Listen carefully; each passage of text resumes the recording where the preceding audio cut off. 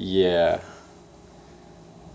Yeah, the connection has been pretty rough. The best day I had as far as connection was yesterday, and I had like 11, almost 11 hours of almost solid streaming. Over a couple mountainous kind of passes, things got a little bit iffy, but um, Bubba was my most recent ride today. He took me into the town that I am in right now, Tillamook. Yeah. Yeah, so he drove me here. Most recent one, freshest in my mind. Uh, am I hitching the one I went all the way to Cali? Yeah, yeah, Bubba, I am. And then from there, I have decisions to make. We're probably east, through Texas, I'm guessing. It's probably the road I'd take.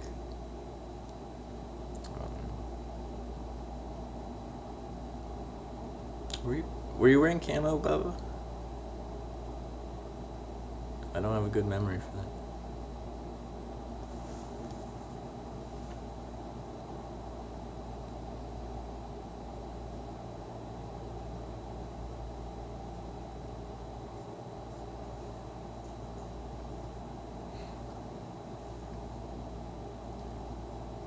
Okay, you were in the one in Canada. When did I leave Canada? I crossed the border on the 10th? Is that the day? Yeah. Tuesday the 10th was my first day across to Port Angeles, and then started coming down. Okay, so Bubba did make the stream. Bubba, you were live on the air on Hitch Live. The only hitchhiking live stream in the world, maybe.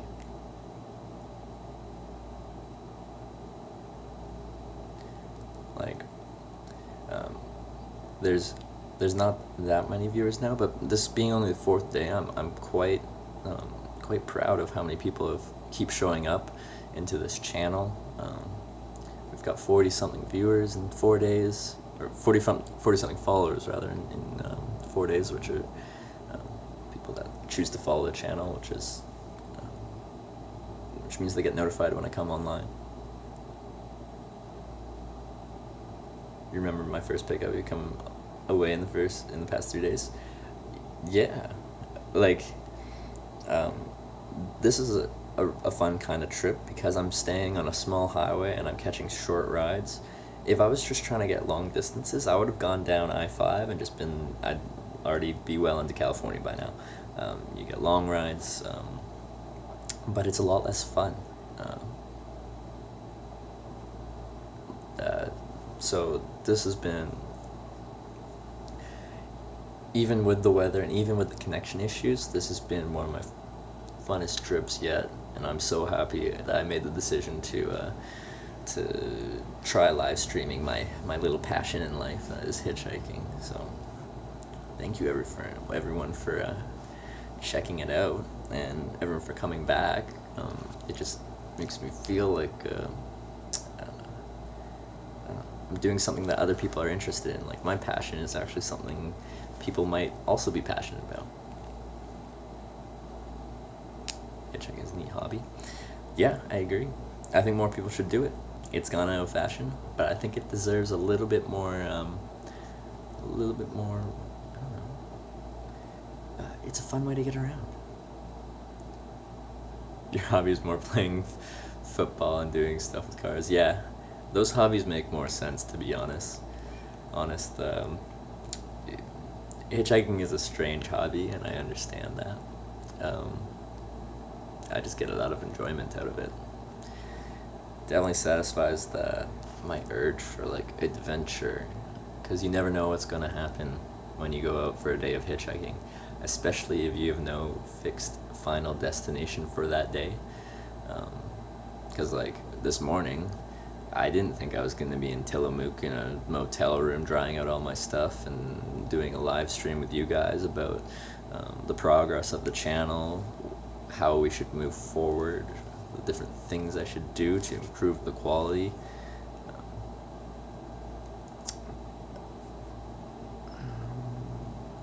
have I gotten homesick at all or had thoughts of stopping?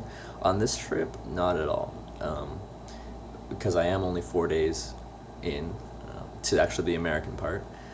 Um, on other trips, yeah, like when I hitchhiked in 2015 for 8 months, um, there's moments where I kind of missed Canada, I missed home, and I missed familiar faces because hitchhiking is a very social way of traveling, but you're like, it's just constant new people, and you meet them for such a short amount of time, anywhere from a couple minutes to like max couple days, and then they're just gone. And it's nice to have someone that you actually know and you're familiar with in your life. So when I go on long trips, I do kind of miss that. Um, what I've already kind of found with this live streaming thing is I have a few very regulars that are in chat all the time. I feel like I'm building up like a repertoire, I'm getting to know these people that keep coming back in chat so well that even though I'm not home, I have these familiar people I'm talking to every day, and maybe that'll supplement my kind of like moments where I'm missing like the familiarity of home, because I'll have the familiarity of these people that come back into my channel and hang out with me. So yes, I have gotten homesick, but on other trips, but I'm not at that point yet, and I feel like the homesick factor on this trip will be a little bit different. Yeah, Zane, you're the OG, or one of the OG viewers. Has the same pillows as your grandma's couch. I can see that. To me, this couch kind of has a grandma's couch kind of vibe to it.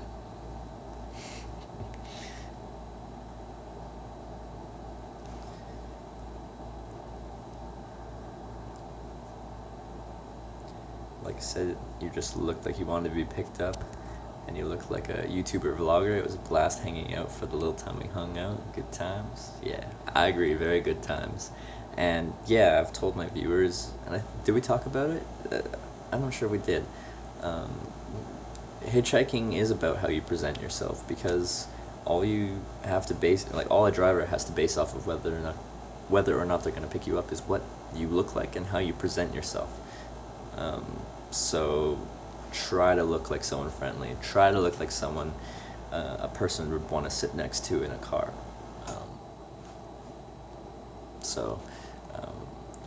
It's really nice for me to hear that you saw me and I looked friendly and I looked inviting and it looked like I was doing something with YouTuber vlogging on the side of the road, and that inspired you to pick me up. You never have to apologize for your spelling. I'm not going to try and correct you grammatically or spelling wise. It doesn't. I didn't even notice, and it doesn't even faze me. So, never have to apologize.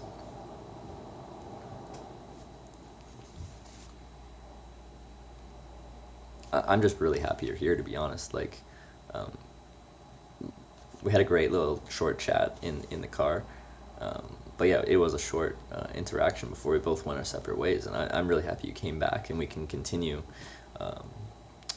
our interaction through this other means. Yeah, so thank you. But yeah, I'm not sure how much longer I'll be on, because I kind of did, yeah, I came on to kind of talk about the stream, how it went today, show people my gear, because it's all being dried out and stuff like that. Show you all my batteries, charging all like 7 of them. Show you my battery that doesn't work at all. Never buy this battery. Worked for 3 days and then it's just like, no, I'm dead.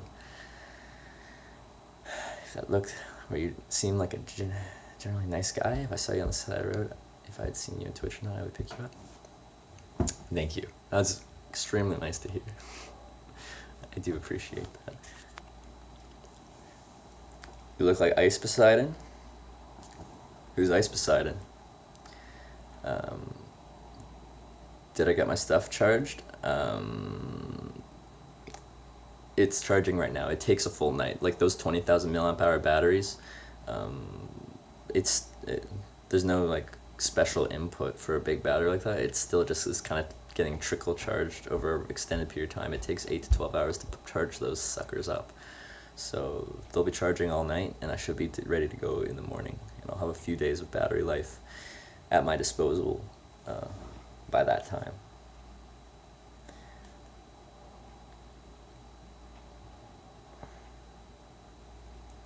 How does one prepare for a trip like this? Just hitchhiking in general, or like live streaming? Hitchhiking, like for your first trip, I'd say go on a short trip where you're quite confident that you'll get to your destination that day. So you'll have a support system, you have a friend's place to go to for that day. You're just kind of testing the waters of hitchhiking. But if we get into long distance hitchhiking, then you have to have the equipment necessary that will make it so no matter what happens, if you don't get picked up and you're in the middle of nowhere, you'll be safe. I say like give yourself at least like 2 days worth of like supplies and equipment where like you're not going to be worried about like exposure like, to the elements, because you're outside a lot and you have to be prepared to deal with the elements. So yeah, if you're doing a long distance trip, be prepared to be outside for an extended period of time without anyone picking you up. I've never had to wait longer than 8 hours for a ride, but if you get caught out, you're responsible for yourself, so make sure you're prepared. How did I prepare for this trip? Like my base preparation was my years of hitchhiking and just me growing that, I wouldn't say skill, just comfort with it. But preparing for this as far as live streaming went was a couple month process of accumulating gear, doing research on what other IRL streamers had as far as equipment went, and trying to figure out what would work best for me. But at the end of the day, I went in so blind. I couldn't test my whole setup because I didn't have the data to, because Canada has crappy data plans. I couldn't test it until I got to the United States because I had a US like jetpack with unlimited data, but I couldn't use it until I was in the US. So I went and like all in on that thing working. If that didn't work, I would have gotten to the US and been dead in the water. So I took a big chance on that, and it's worked out okay. I've had a few problems with it, but it's been, but it's all been worked out pretty well. But yeah, it took quite a bit of research as far as your streaming equipment, my tripods, batteries, this lens here, this wide angle lens, which makes it so much easier to frame a shot when I'm walking around in the middle of nowhere, because I don't have to hold the phone so far away from my face for you to get a frame of reference. But yes, Devonte, I modded you, or I made you mod, so you have the power. Use it wisely.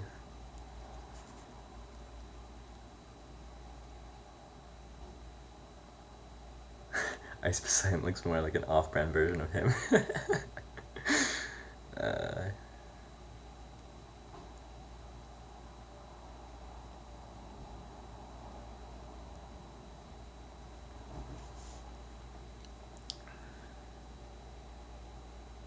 Yeah.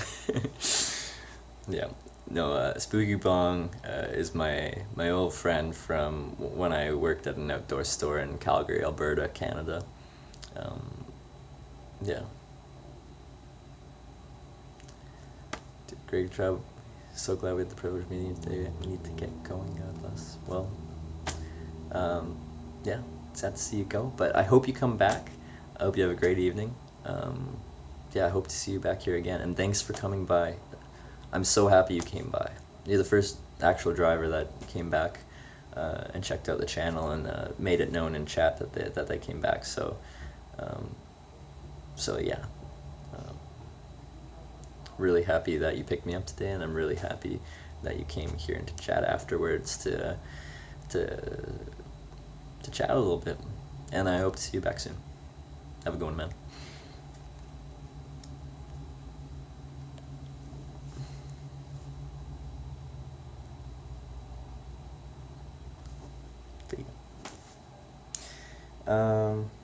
Yeah. It's Baba.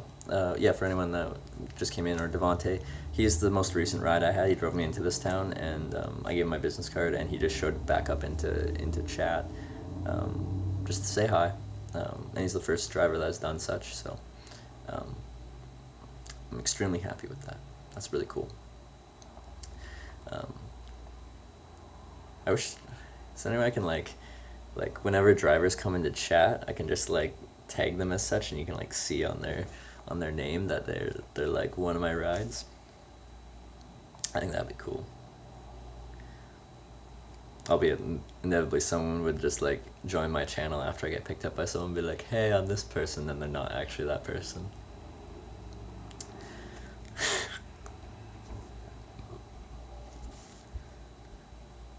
Yeah.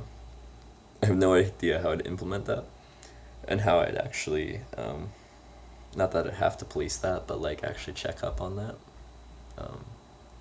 Because it was just like a cool icon. Anyone that would want a cool icon, he'd be like, yeah, I'm this driver that you got picked up with 7 days ago. You remember me, right?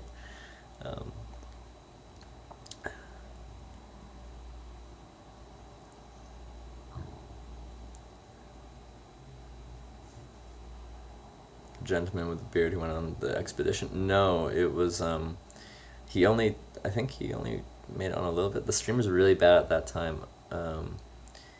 It was in a car, and there was 2 girls in the back seat, and a dog, and he was wearing a camo shirt apparently. We only drove a rather short distance. Yeah, I don't know how to explain it anymore. But yeah, I dropped my grocery store, then I went for a walk in the rain, found this I know a dog. I petted it, and it seemed to like me, and then I went to the back seat, and I was like looking back and like saying hi to the people behind me, and then it like licked the side of my face. I like dogs. The dog is Gent. So I'm guessing it's not Ghent. Gent. Well, I quite like your dog, and it's a service dog, correct? Right? So it's a chill dog, very nice dog. You still leaving? Yeah, yeah. You said you're leaving, and then you keep talking in chat. You just keep coming back. Yeah, Jim. Yes. Okay. I like your dog. Hopefully, I get to meet it again as well. You as well, but the dog too.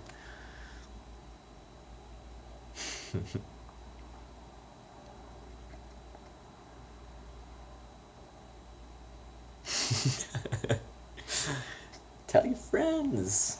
Invite everyone. I really like having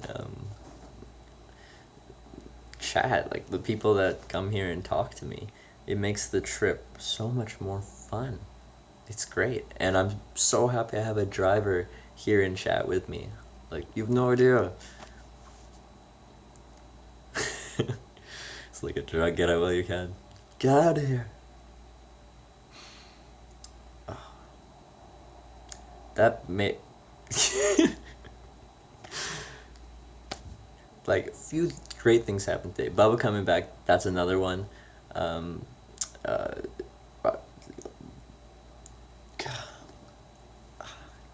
Our friend from Wales creating that great picture for me, which maybe I'll have to show again. He photoshopped an image of like me and like hitchhiking. All right, see ya, Baba. Are you actually gonna leave though? Are you? I don't know if I believe you. Yeah, so Bubba coming back, awesome, and then why can't I remember?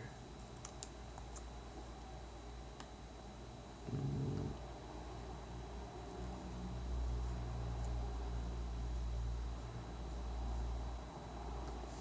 yeah. Anyway, a friend from Wales, yeah, he photoshopped an image of me, like created an image of me like hitchhiking with like 101 there, and it's beautiful and I love it, and I'm gonna show you guys all again because I I think it's amazing, and I've never had anyone create something for me like that.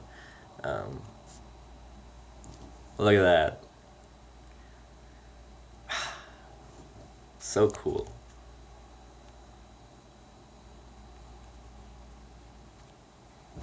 Love it. Actually, I was supposed to do something. Yeah.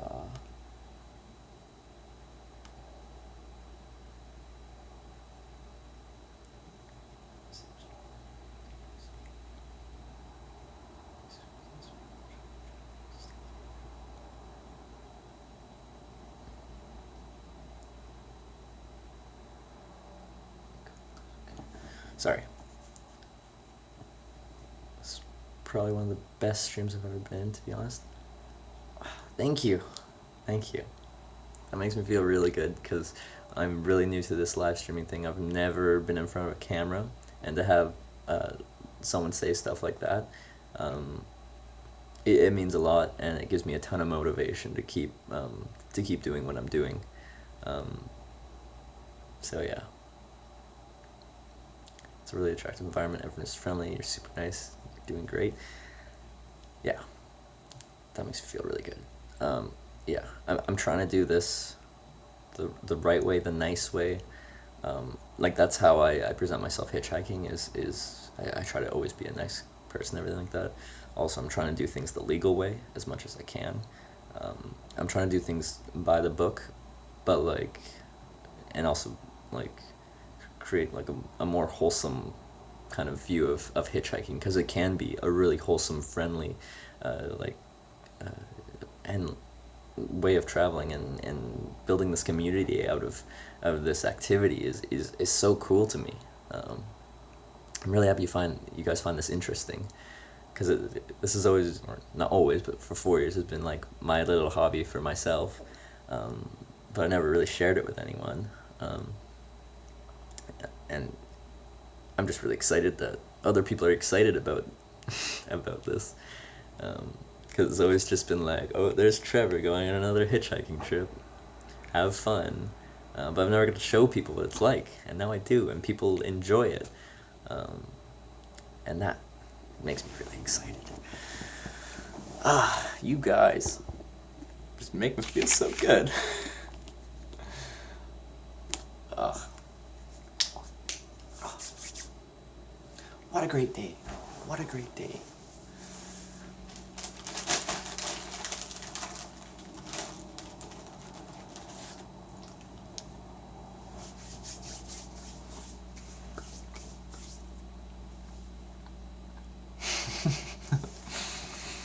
Yeah.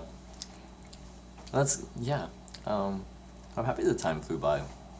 Means I'm at least entertaining you, even though I'm just hanging out in the motel room. So I have 3 mods right now. Is there anyone that's kind of been around a while in chat? Like Zane, do you want to be a mod in my channel? Um, I'd like to have a few just because I stream such a wide range of hours. It'd be useful to have some people from different time zones and stuff like that because not everyone's going to be around at all times. Yeah, you wouldn't mind being a mod as well? Okay, I'll add you.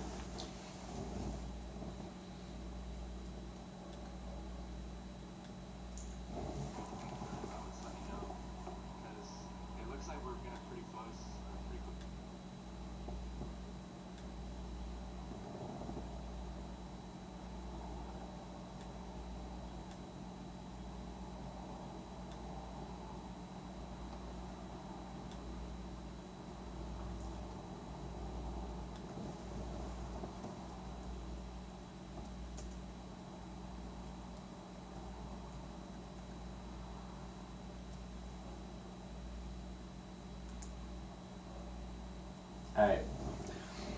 You've been given moderator privileges. Um,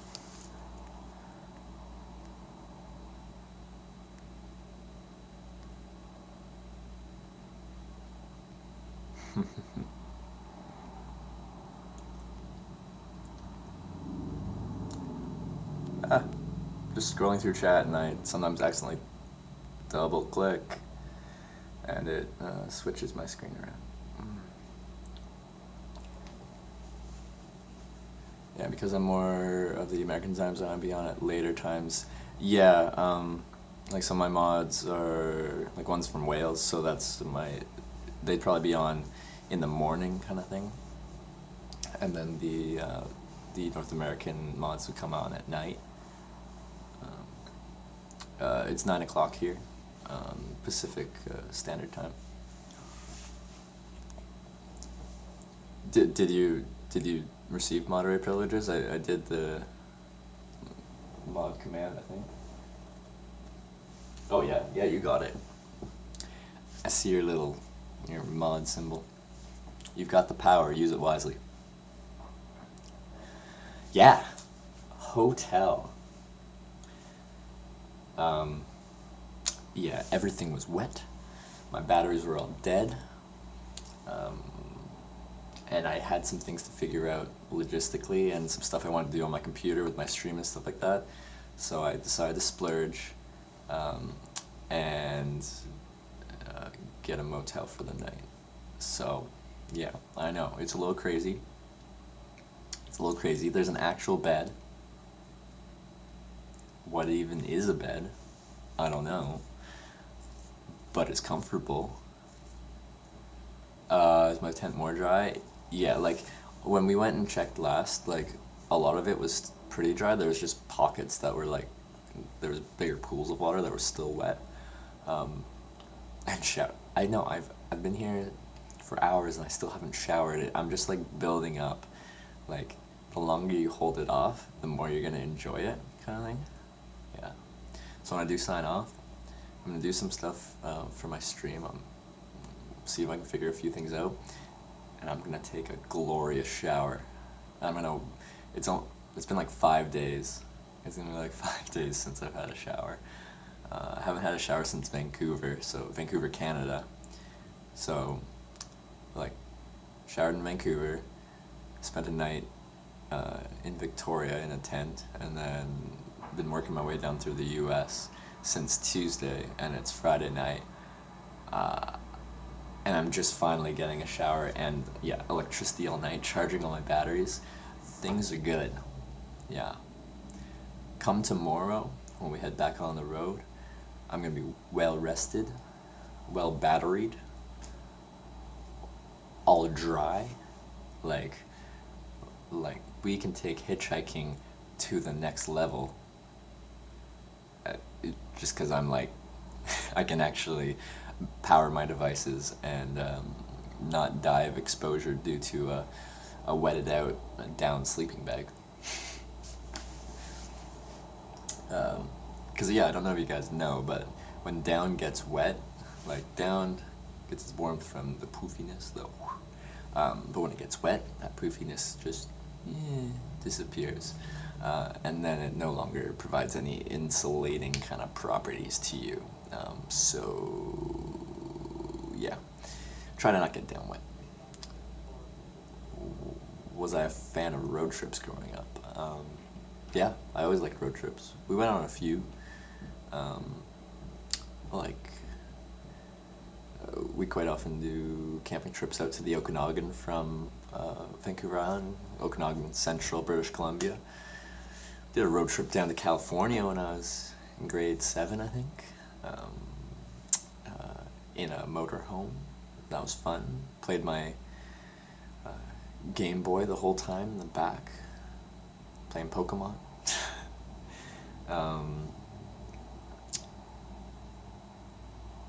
Like, we didn't go on that many road trips. Like, it wasn't like a regular thing. We do road trips down to Nanaimo, for back to school shopping, because there's no shopping in the Comox Valley worth mentioning. And Nanaimo had a shopping mall, which is the big thing.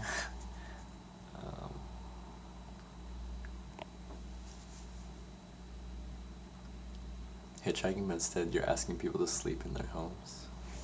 Interesting When I was in Victoria, to start this trip, I decided I hadn't really done it, and I wanted to test it out because I think the only truly legal way of camping in most circumstances, like near a city, is to ask for permission to camp on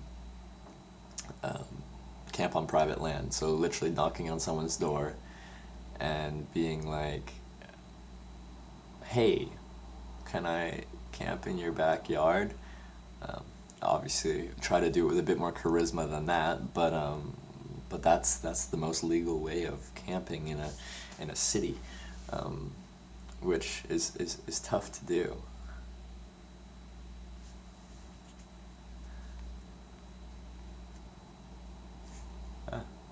What did I just?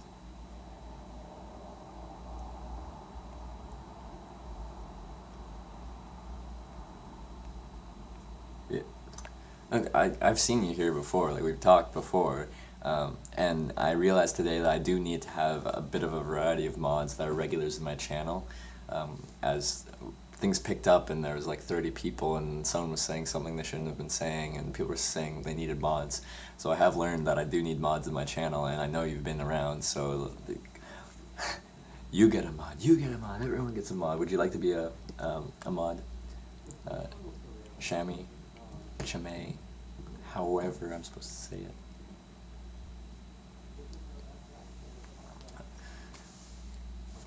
I still want to ask for permission. I don't want to be like make sure you want to be moderator, because with great power comes great responsibility. Like, you're surrounded by mods now, but like we're kind of asking you if you'd like to join the team. You're down, your journey is cool to follow. Alright, you're in. Welcome to the crew. 1 second.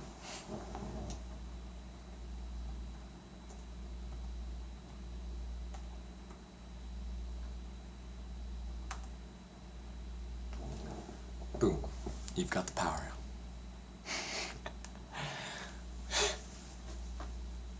Cool. Yeah. Because apparently everyone in chat's a moderator right now. I don't want, like, if anyone has any negative things to say about hitchhiking, I still want them to be able to voice their opinions. I want there to still be open discord about things. People can have opposing opinions about things, can have different positions. I don't want it to be censorship. I just want it to be when things are straight up, like someone's like just trolling for the sake of trolling. Just clean things up a little bit. I didn't see exactly what was going on earlier today, but people were calling that we needed some moderation. So yeah, it's just times like that. So you probably won't need to do that much. As far as chat goes, I think there's other things you can do as a moderator that, me being me and not knowing a thing about streaming, I don't know. I don't know what you can do. I think you can change my title and stuff like that, can't you? But yeah. Yeah, in general, yeah. You give them a warning, then you can ban, yeah. Or time them out first. I think, like, warn them or time them out for a short amount of time, and then if they do it again, time them out for like whatever, a longer period of time, and if they come back and they keep doing that, then right out ban them. Like, a ban should be like you're a constant negative, you have a constant negative impact on the quality of the stream. But I understand some people are going to say some stuff a bit out of place, but if they do that once, they don't deserve to be like, once, maybe even twice, they don't deserve to be outright banned. It just pretty much been like, that's not cool, that's not the type of environment we want to have. And going forward, like, if you want to be a part of this community, you can't really do that.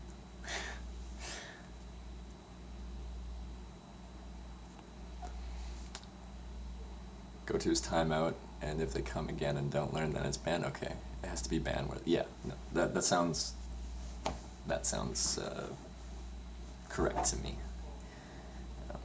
Because I totally want like open discord. I want opposing opinions on things to be talked about.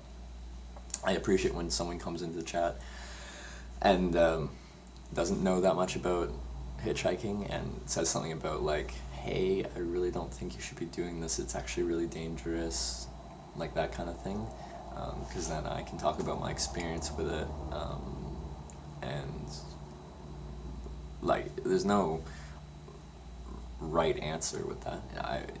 They have an opinion, I can tell them what my experience was, and they can take that or not, as long as no one's like really mean about it.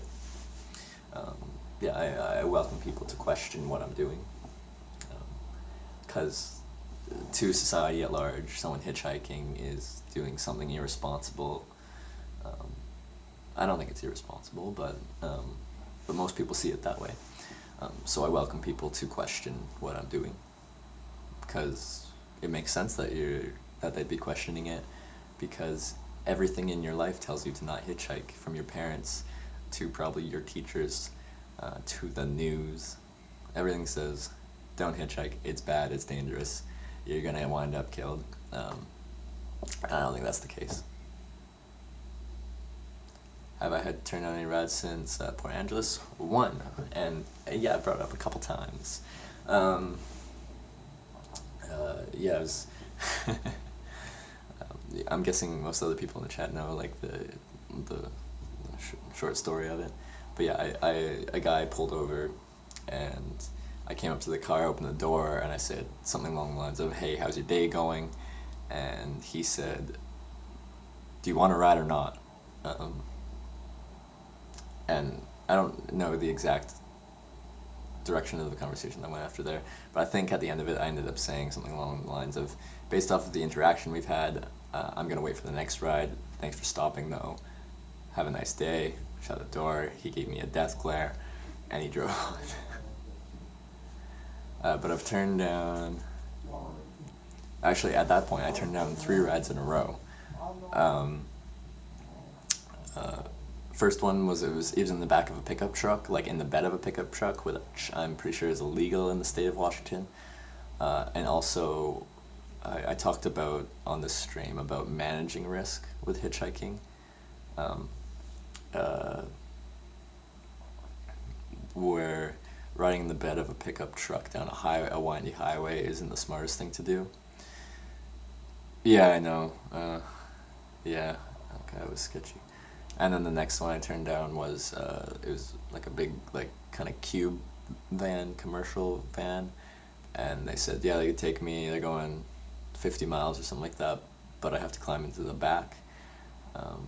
And again, I'm trying to do stuff, both risk management and legally wise. I knew that was both illegal and not safe.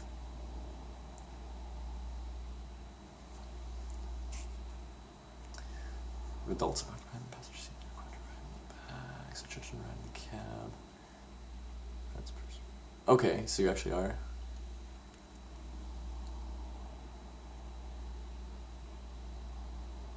Oh, so you can only ride in the bed if all the seatbelts are occupied, like all the seats with seatbelts are taken first. Is that what that means? You Google it really quick, and yeah, it probably would have been a decently fun ride. I'm just I think the famous Canadian guy Chris Hansen, I think he got paralyzed that way. I think he was riding in the back of a pickup truck and they rolled it or something, and he became paralyzed at the waist. Kansas, the only rule you have to be over 14. Yeah, I didn't know the law on it, and it was my first day, and I wanted, I wanted to do things the right way, the legal way, and I didn't know the rules. And that would have been my second ride, and you're already just YOLOing it in the back of a pickup truck. You've ridden a few pickup trucks. Yeah, I don't, it's not the end of the world. And I'm guessing I'll accept some pickup truck rides on this trip. I think it was just the first day, and I didn't know the rules, and I wanted to like do things by the book from the beginning. And once I kind of settle into it, I can find the places where I want to kind of take my chances a little bit here and there. Like yesterday, my first ride was in a short haul commercial truck, and the guy looked a little rough around the edges, but he still seemed like like a decent guy based off of my experience with meeting people very quickly. And yeah, we get in and get to talking, and he like right off the bat tells me he has like 7 felonies and stuff like that. So, and he told me that people have turned down rides from him based off of what he looks like, because he's a like a big guy. But I got a good enough vibe from him that where I myself am comfortable riding the truck, so I'm gonna get in there.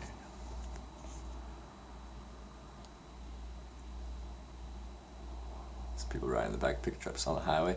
Yeah, and that was down 101, which is at that part a windy mountainous road. Like, I'd be rocking and rolling all over the place.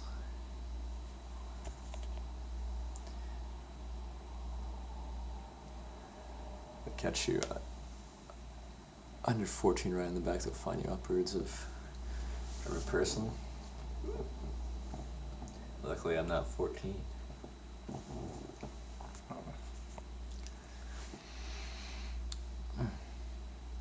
Yeah, the guy I talked to out there, when I heard them talking about me outside, I'm not sure if you were all here for that, he asked me if I had any, like, he asked me how old I was, and then he asked me if I had any kids, and I'm like, no.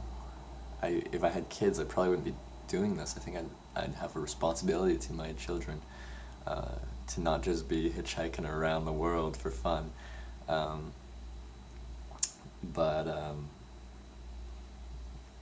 Yeah, and then he's just like, oh, I just was wondering, because I had a kid at 15, and he's like 3 more after that, or 2 more after that.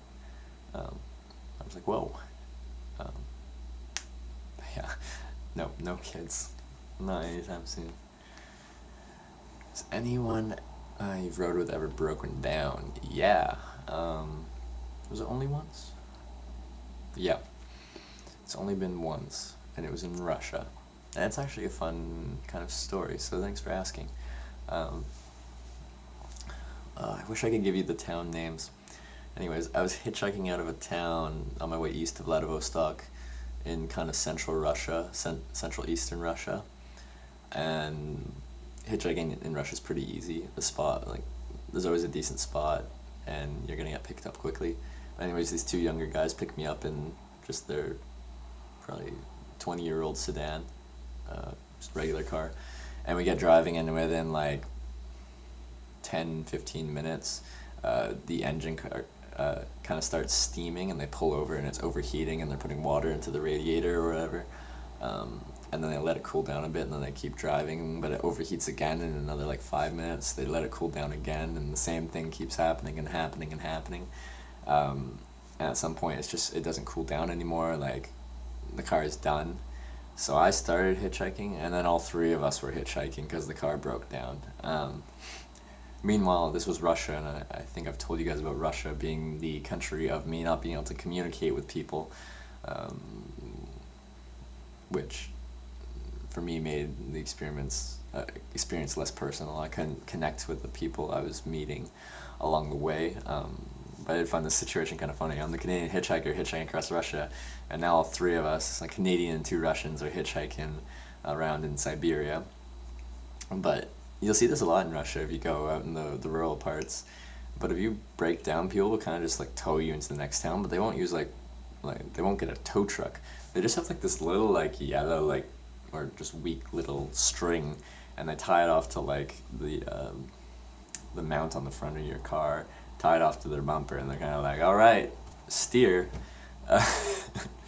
So we did that, but yeah, we all hitchhiked. We flagged down, it was like a medical van. It was like this cool old looking, like, if you look up like Russian van or something. I don't know.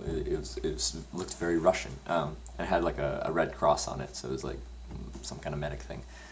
And they pulled over. We attached our string to the other vehicle, and we started getting towed into the next town, which is only a couple kilometers up. You kind of just limp into the town. And they dropped off the car, and then they had a driver for the medic van, but they also had a doctor in there, and it turns out he was a rural doctor that serviced very small towns in rural Russia. They wouldn't always have a doctor stationed there, but they'd send them around as kind of needed to treat people as people needed treatment. And he could speak English. I met someone that could speak English in Russia. I met two, and both of them were doctors, but yeah, this was one of them. And he got to talking, and he thought it was interesting that there's a Canadian there hitchhiking around Russia. And like their car was done, like the one that got towed, but he's like, I'm driving home to my hometown tonight. My driver is driving me to pick up my car, and then we're gonna take my car, and I invite you to come to my home and meet my family and spend the night, and then you can continue on with your journey the next day. And I'm like, that sounds amazing, because at that point I hadn't actually been invited by anyone over in Russia. It'd always just been me camping, or in Moscow I got a hostel, but it was always just me camping. So I was excited for that. And then we drive, his driver drives us to his car, we get to his car, we open his car, we get in his car, we're all ready to go, and he goes to start the car, and click, click. Nothing coming from the battery. So we're like, huh, that's strange. So we open up the hood, and we like look at it. Battery's gone. Battery's not dead, it's gone. During his his work while he was gone for several days, so like helping rural communities as a doctor, someone stole his battery from his car. So so we're like, what do we do? So he calls his friend from his local town, and he's like, do you have a battery that we can have? Because our battery's gone. So we wait like 45 minutes, his friend comes, gets the battery, and then jump starts it, starts the car, disconnects the connectors, and the alternator won't like power the battery, so like it won't, as soon as you let off the gas, like you turn it on, you're on the gas, you disconnect the thing, you rev the engine, you rev the engine, you let it idle, it just dies. It just goes out.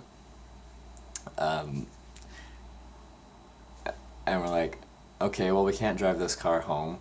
So then they attach a string, his friend's vehicle, they attach a string to our vehicle, and they tow us into the nearest town, which is a really rural community, one of the communities that this doctor served. We didn't go to his hometown, which I was really sad about, because I wanted to meet his family. I wanted to be invited into a Russian home, and finally get my experience of like being brought in, because I really like that when I'm in a new country, like being brought into their home to meet their family, to eat their food. Like it's such a great experience. But we weren't going to get to do that because it was too far away to get towed. So we got towed into the nearest town, which is down some like gravel road. And he's like, it's okay, we'll just stay in the hospital in town for the night. And I'm like, okay, that sounds fine. And we get there, and what this hospital in this town, what it was like a little like rancher building with a kitchen with just like a sink, no other like kitchen utensils, a sink and a fridge and a table and a kettle and a recovery room with a bunch of like really old like metal sagging spring, like with a shitty mattress kind of bed, and that was the recovery room, and like a doctor's office and a nurse's kind of lounge thing, and no washroom. Their hospital doesn't have a washroom. You have to go out onto the street and use an outhouse. That's the kind of poverty you're dealing with in eastern, or in central Russia, in Siberia. Their hospital has no washroom, no plumbing. They have water, but no plumbing. and that's their hospital to support the community. So I slept in the recovery room that night, and I met the nurses, and they all thought it was great that I was Canadian. We took some pictures. I'll have to show you. I have a picture of me and, again, names. I forget his name, so I call him Dr. Russia. But yeah, and then he drove me back, how did we get back out? Someone drove us out to the highway again, and he's just like, oh, wait here for a second. He walks out to the highway, just like flags down a long haul truck driver, and gets me a 500-kilometer ride, just like that. So you asked a question about, has a ride ever broken down on me? And I ended up telling a pretty long story that was associated with that. So yeah, that was the time that a car broke down on me. You have to go for the night, Chame. Yeah, I'll see you around. Hope to see you back soon. You're a mod now. I trust you. So let's see. I didn't look at chat that whole time, so I'm just scrolling back down. Russia actually seemed like a cool place to visit. I really want to go to the Middle East. Yeah, Russia's definitely worth the visit. If you just want to check out like Russian cities, I went to Moscow and it was really interesting. I'd recommend you go to Moscow. St. Petersburg is also a place that people like to. I didn't go there myself. I'd like to go back and check it out. Before I go back to Russia, I would really like to become conversational in the language. I think I'll have a 100% different experience of traveling around Russia once I can communicate with the local population. And the Middle East is interesting as well. I only went to Dubai and Abu Dhabi. That is a very small slice of the Middle East. So I'm with you there. I'd like to see more of the Middle East too. I've heard the local populations there are very, very warm to outsiders, to visitors, people who want to see their country, because they don't get a lot of tourists into the rural areas. So yeah, I think that would be a really interesting experience. You have family over in the Middle East, in Jordan, Syria, Israel, Jerusalem, Bethlehem, Lebanon. Yeah, that is really cool. If you have family there, get yourself out there. Experience that other side of your culture, your family. That's awesome. It's nice to have that family, because I'm Ukrainian and British, and I think I still have one of my grandmothers is still in England somewhere, but I never really knew her. But like the Ukrainian side of my heritage is gone, except for my surname, Daniluk or Daniluk. That's all that's left of my Ukrainian heritage. So I think it's great that you still have family there, that maybe you could even go meet and experience their culture.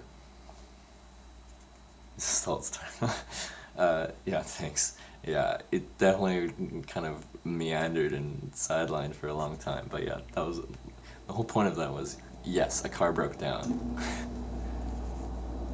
Yeah, welcome to the mod squad. Dubai is really cool. I agree. I found Dubai really interesting. That city should not be there. It's a city of excess built in a desert.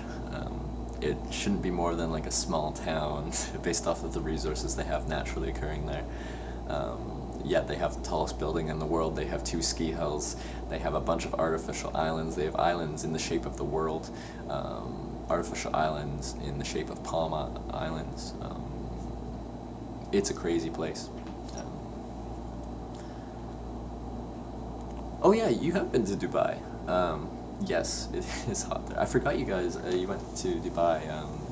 It was your dad that had like a business trip there, right? Right, Devontae?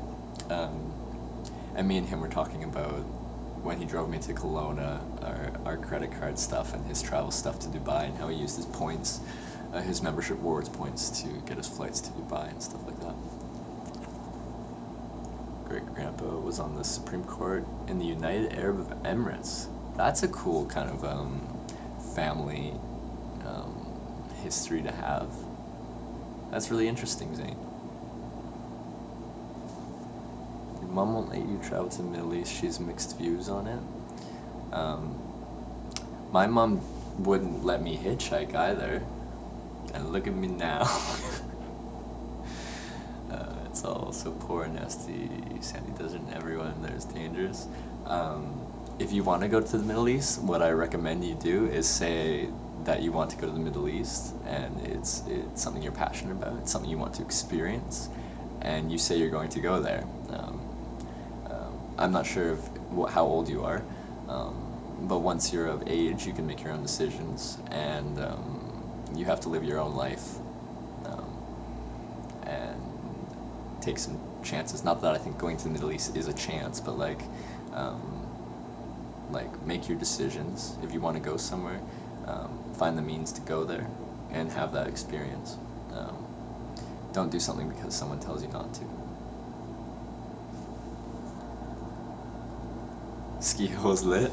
I didn't go skiing. I wanted to. I thought that'd be hilarious, and I felt like I'm an okay skier. Like I'm proficient, I guess. I feel like I'd be like one of the best ones on the slopes in Dubai. The Canadian comes to Dubai and rips it up. Need to really push it. My grandpa was actually born there in Bethlehem. Moved to USA to go to college. Yeah. Grandma's always off to take me. I didn't pay for my ticket. But nope. Man, you just gotta. Do you mind? Well, you don't have to give me your age, but are you like over 18? Are you considered an adult in the U.S.? Your dad would let you go though. That tends to be the way. My mom, when I started hitchhiking, she might even be watching right now. Did not like the concept of me hitchhiking, but at that point, you're okay. She didn't like the concept of me hitchhiking, but like at that point, I'm an adult. I make my own decisions. So at that point, it's me telling them what I'm doing and hoping that they will support me in that decision. But I'm more notifying them that that's what I want to do and that's what I am doing more than anything. But yeah, you tell me you're 14, and yeah, you can keep bringing up the issue and try to explain why you want to do that. But if one of your parents is really against you doing that, that's something you might just have to wait until you come of age and become an adult in the eyes of the government, and then you can make your own decisions. And waiting 4 years isn't the end of the world, and traveling when you're an actual adult becomes a very different experience. All the decisions are your own, because you have no guardian to tell you what to do and have actual authority over you. You do you. So yeah, definitely make sure you go to the Middle East, but don't be too phased if your mom won't let you go until you're 18, because you'll still get to go and you'll still get to have that experience, and it'll be on your own terms at that point, where you can go see your family, but you can also go off and do your own things. It's really nice to have that freedom. You spent 10 hours at the ski hill in Dubai? They're not that big, are they? Like for an artificial ski hill built in the desert, it's big, but man, you live in Calgary, you're next to the Rocky Mountains. There'd be a certain amount of novelty factor, because you're in Dubai and you're like, all right, let's go skiing. But after an hour of going down the equivalent of a bunny hill or a bit more than that, I think it'd be like, all right, that was cool, but I'm gonna move on. Your dad went to visit for the first time when he was 13. Ever even been on a plane or seen the ocean? But have a while to do all that. Yeah, you've got a lot of time. Being 14, you've got a lot of things to experience. So, yeah. But that's exciting. those are things that people might think is normal, but you haven't done them before. Being on a plane is huge. You're in a a little tin can flying at 30,000 feet, going 500 miles an hour. Hey, it's an experience when you really look at it. So, yeah. All those things you talk about what you want to do, you'll do them. It's just a matter of time. I didn't do any big traveling until I was 19. Like 19 is when I decided I wanted to start hitchhiking, and I just started regional hitchhiking in British Columbia, and then it escalated quickly, and all of a sudden I'm 23 and I've hitchhiked in 25 countries. Like, when I was 14, I had been to a road trip down to California with my mom and my stepdad, and my dad was working in Aruba, so one time he flew me down to Aruba for a week, and that was the extent of my traveling. And that puts me in, for 14-year-old terms, like, I was like fairly well traveled, but things have escalated significantly from there. You're 14, but like, I'm sure you'll do a lot of things. Got a lot to look forward to. No, but you missed the cold. You met some Swiss girls. I think you know, Devonte, that I am. I very much enjoy Swiss girls.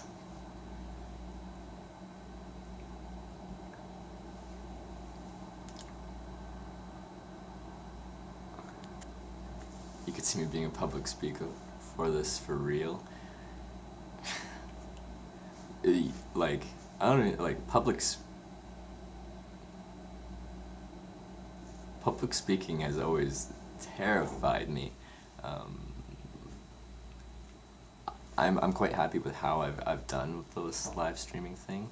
I didn't know how well I would do with it, but I'm quite happy with how I'm progressing with it.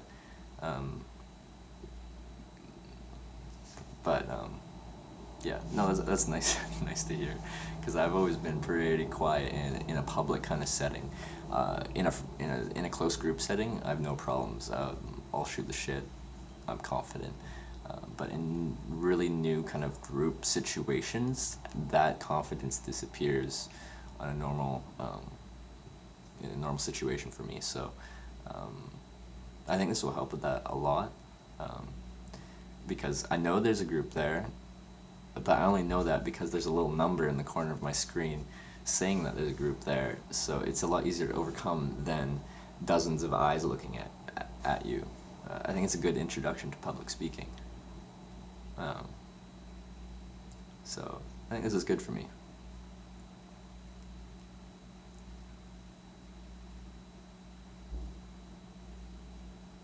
Can really influence more deeply with smaller groups.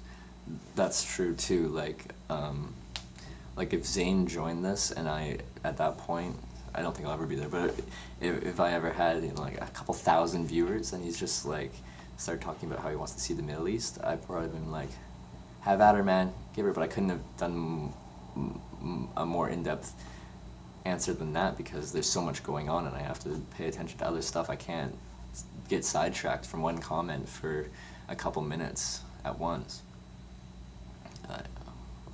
I have to move on to other stuff because there's a lot going on with so many people. So it is really nice when there's less people. You get a much more intimate kind of conversation going, where I can take a question and delve into that if I want to, if they want to, if it just seems to go together with the kind of discord we're having. Yeah, I didn't know how this live streaming thing would go, but I'm really enjoying it so far. And yeah, I hope to take this pretty far.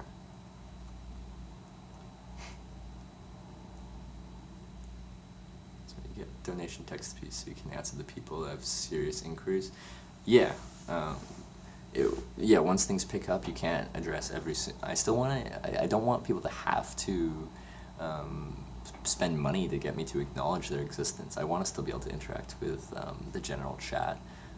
But yeah, that'll, like, having that pop up in text-to-speech will definitely let me be able to directly address them because it pops up there and talks to me.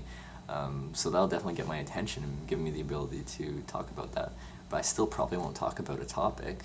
Like if Zane donated a couple dollars to me and said that, I still wouldn't be able to talk about that for 5 minutes, because maybe there'd be another donation, maybe something else would happen, and I need to move on. But also when I'm hitchhiking, I won't be able to do this kind of conversations in general because, one, I'll be like trying to catch a ride, I'll be interacting with drivers, I get distracted mentally. And then when I get in the car, I'm talking to the driver and da da da da da. There's always something going on.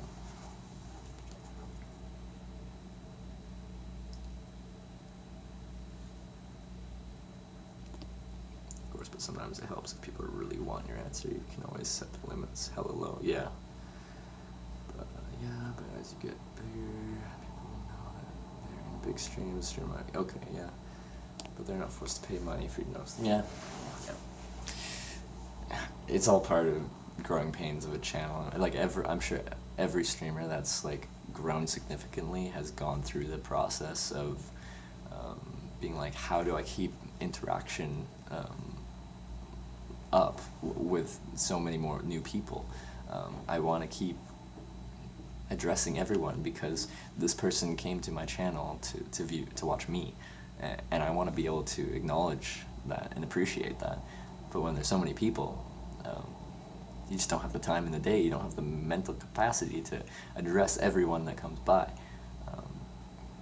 I'm going to do my best, but yeah, at some point there's going to be filtering and everything like that. Dead Reckoning 97, thanks for following. It's awesome. No. This stream has gone a whole lot longer than I thought it would. This was just going to be me being like, look at my batteries, look at my gear, any suggestions for the channel? And then, oh, also, this is my bed, this is a real bed. And then I was going to shower and go to bed. I'm really surprised how long this went on, and I should really actually try to do some stuff on my computer for the channel. And what I'm really wanting to do is take that shower. Oh baby, that shower. You have no idea how nice that's gonna feel. I wish I could like pass off the sensation I feel from taking that shower on to you, the viewer, cause it's been a while. I've been wet in the rain because it's been raining the whole trip, and I'm really looking forward to that. Ooh, baby. So I think I'm gonna sign off now. Do a little logistical work for this stream, try to figure out a few things, and take a nice long shower.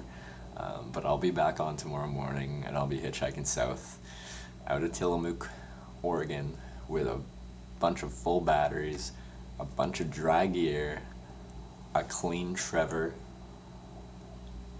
and I'm pretty sure I'll be in pretty high spirits. So I think tomorrow's gonna be a good day. Hopefully the connection stuff goes okay tomorrow.